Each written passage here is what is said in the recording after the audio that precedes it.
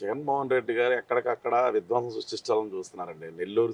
ఆ జిల్లాలో మనకి రాయలసీమకి అటు ప్రకాశం జిల్లాకు వచ్చేసరికి ఎంతోమంది మత్స్యకారులకు నారా లోకేష్ గారు అక్కడ పోర్ట్ తీసుకురావడం, పోర్టుకు అనుసంధానంగానే మత్స్యకారులకు కావాల్సిన బోటింగ్ యంత్రాంగం తయారు చేసి యూనిట్ నెరవేర్చడం అనేది ఆటోమేటిక్‌గా అక్కడున్న మత్స్యకారులకి, తెలుగుదేశం పార్టీకి గ్రోత్ పెరుగుతుంది. దాన్ని జీర్ణించుకోలేక గతంలో అతను అక్కడ పోర్టు దగ్గరలో ఎటువంటి బోట్లు గీట్లు రాకూడదని ఒక జీవో తీసుకొచ్చారు. ఆ రోజు ఎంతోమంది మత్స్యకారులు ఎన్నో రకాలుగా ఇబ్బంది పడిన పరిస్థితులు ఉన్నాయి. ఇవాళ మీరు వాస్తవంగా ఒక మాజీ ముఖ్యమంత్రి ఒక సభ పెడితే వెళ్తుంటే అక్కడ ఉన్నటువంటి మత్స్యకారులకు సంబంధించినటువంటి గ్రామాలలో ఎవరు కూడా వెళ్ళకూడదు అని ఏకగ్రీవంగా గ్రామాల్లో వాళ్ళు తీర్మానం చేసుకున్నారంటే ఆ మత్స్యకారులు ఏ రకంగా ఇబ్బంది పెట్టాడనేది మనం ఆలోచించాలి.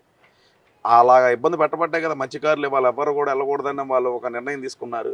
అతను ఇవాళ వెళ్ళి ఎన్ని మాయ మాటలు చెప్పినా, ఎన్ని ఇది చెప్పినా కానీ ప్రజలు నమ్మే పరిస్థితిలో లేరు.